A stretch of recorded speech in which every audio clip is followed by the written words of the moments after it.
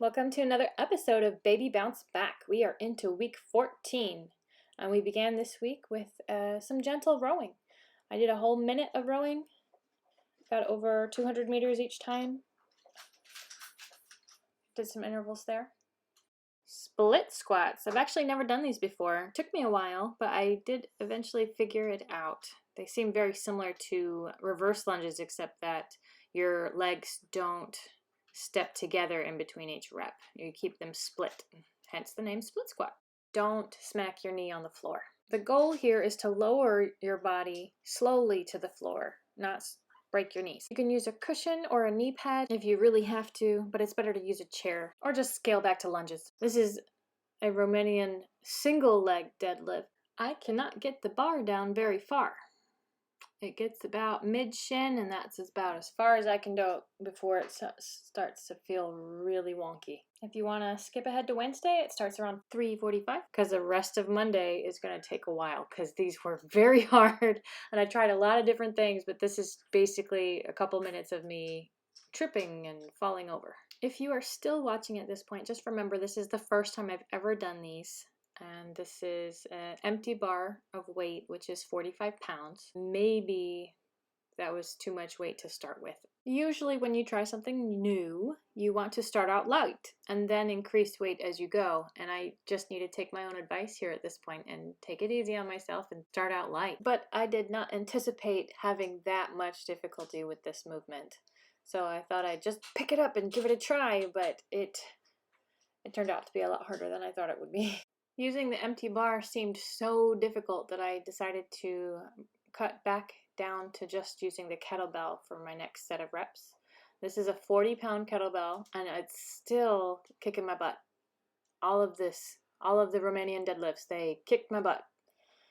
I feel uncoordinated, I feel imbalanced, I feel crooked. I cannot do this very well, but that doesn't mean I'm going to stop trying.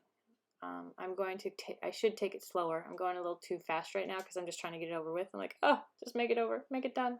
I did eventually recognize that the most benefit I would get from doing these would be to go slower and to stretch out my leg behind me and reach my ankle back towards the wall behind me.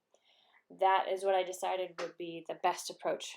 This is my third round of reps, and I have cut back again down to the 30-pound kettlebell. And at this point, I'm convinced that I just need to take it slow, because whether I went fast or slow or however I tried to cut corners, it wasn't working. So I'm doing, oh, bless you, sweetie. So I'm just doing my best to get the most benefit from this, I guess. I feel crooked in my hips. This is very uncomfortable. Just watching this looks painful. It was painful. That doesn't mean we're going to quit. We're going to be careful, and we're going to try and be smart about this. It highlighted my weaknesses, and we don't want to avoid our weaknesses. We want to expose our weaknesses so that we can strengthen them. So we want to identify them, and we want to address them. You can just strengthen them so that they're no longer weaknesses, right? So the question stands, what is your weakest link? First you have to find it, and then you can go about intelligently addressing it. Wednesday's going to move a lot faster. We're just going to barrel through these things, okay? We have, at first, these are front rack reverse lunges. I am using a pair of 10-pound dumbbells. This is where you can be creative and hold whatever you like on your shoulders as long as it's of equal weight. And if it isn't of equal weight, you could always just switch hands halfway through. Just don't drop anything on your toes. Side plank left. These are getting easier. Side plank right.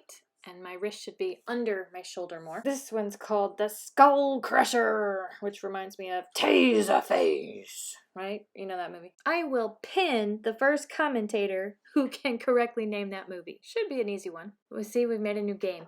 And that'll be fun. These are elevated hip thrusts. So they look a lot like the bridges I was doing last week, but having my feet up on the bench actually helps my skeletal structure not be pinched so much, which is nice. Moving on to Friday, we start out with a clip of baby boy. Just a short one because he's so cute. He is starting to roll all over the place. Gotta watch that boy getting around. These are floor knee tucks. You can have your arms extended out front of you like mine are, or you can even rest the palms of your hands on the floor next to you. That's fine. Empty bar. Good mornings. I am doing my best to take 3 full seconds to descend and then pop back up. I went on a jog today, first time in about a year, and these were the flowers I saw out on my jog. It was so beautiful. I believe they're called Mountain Heidi. Light dumbbell thrusters, and this is where I feel a bit like a wuss, because I did pick up the 5-pound dumbbells, and I was like, okay, yeah, these are really light, but I went ahead and stuck with it. And that's the real key there, is to pick a weight that you can stick with. In all honesty, though, I did so many med ball cleans last week that I could have probably picked up the 10-pound dumbbells. Maybe next time. Oh well. Max ring hold, which basically means you hold on to the rings for as long as you can. And I could only get about 10 to 22 seconds today. Hope that you get a chance to get out and enjoy some sunshine. Remember, keep moving.